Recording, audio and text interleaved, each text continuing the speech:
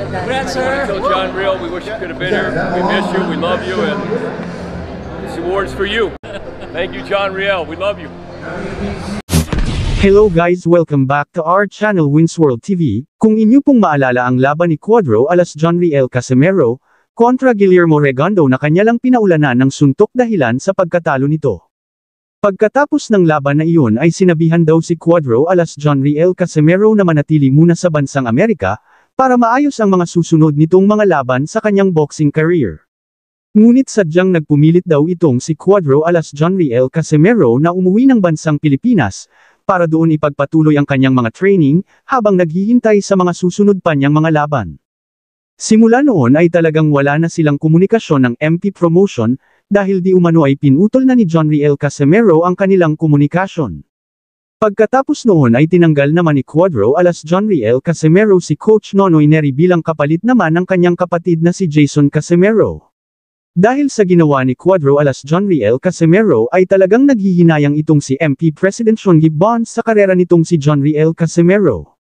Dahil kung nanatili daw siya sa MP Promotion ay tiyak na malayo na ang kanyang naabot.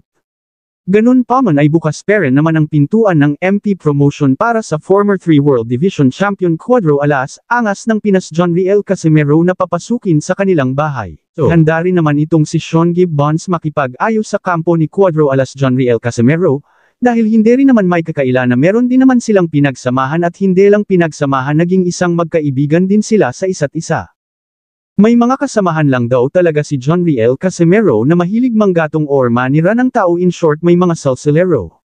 Ngunit ang mga tao na yan ay talagang tinanggal na ni Cuadro alas John Riel Casimero sa kanyang team.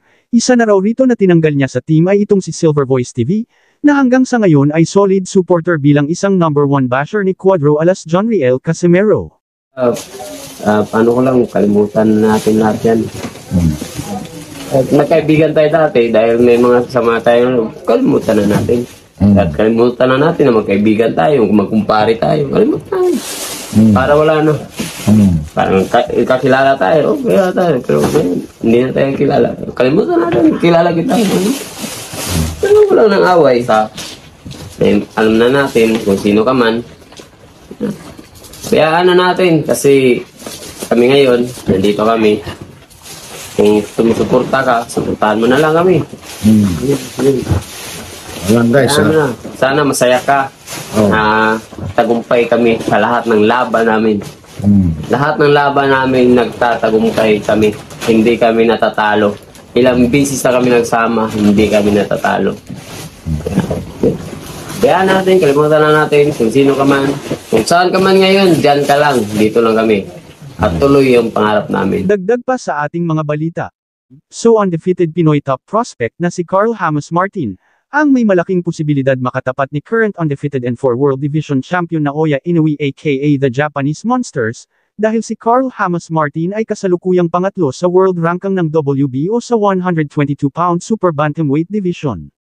Dahil si TJ Doheny ay tinalo na ni Naoya Inoue, at baka isusunod ni Naoya Inoue itong si Sam Goodman. At kung sino ang manalo sa kanilang laban ay siyang kakalabanin ni Carl Hamas Martin, ngunit ganun pa man ay kailangan niyang talunin lahat ng kanyang mga laban sa mga impresibong panalo.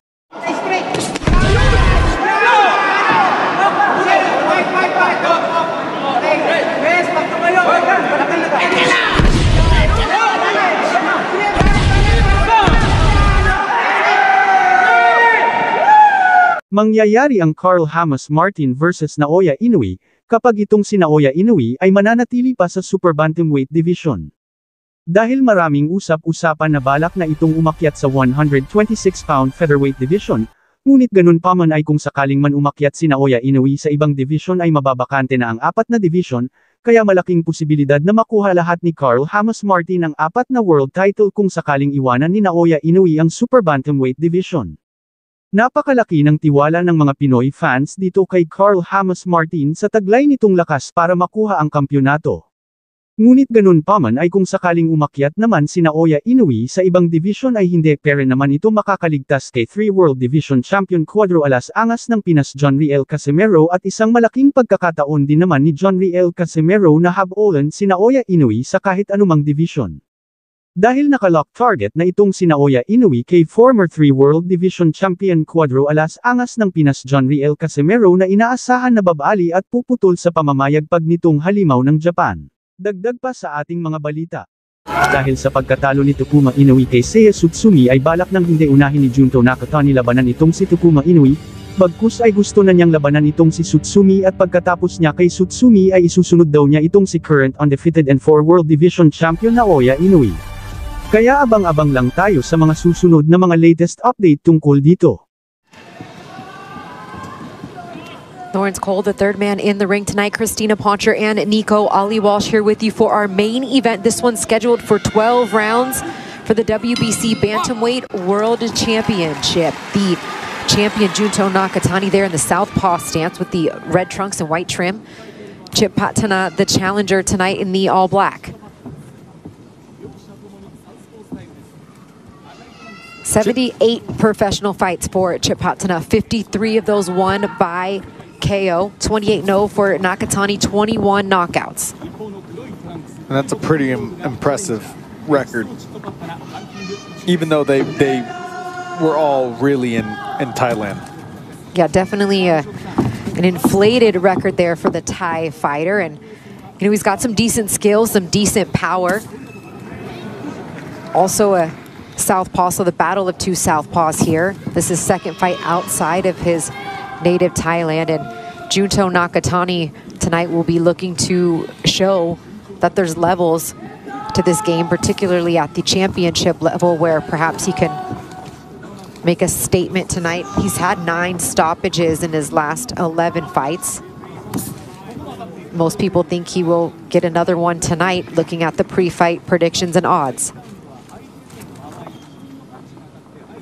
I know they're filling out right now, and they're kind of seeing each other's rhythm this round.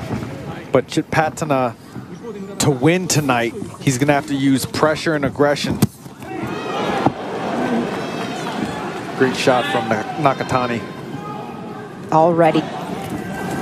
Looks like he's recovered fairly well from the knockdown. 20 seconds left here in round 6. It looks like Nakatani's looking for that overhand left again. A bit off balance there, and just a strong combination of punches landed once again for Nakatani. Oh, that was a big shot right there. Beautiful left hand. Oh, the fight's over. 2 knockdowns, the fight is over. Just a monster, heavy hitter.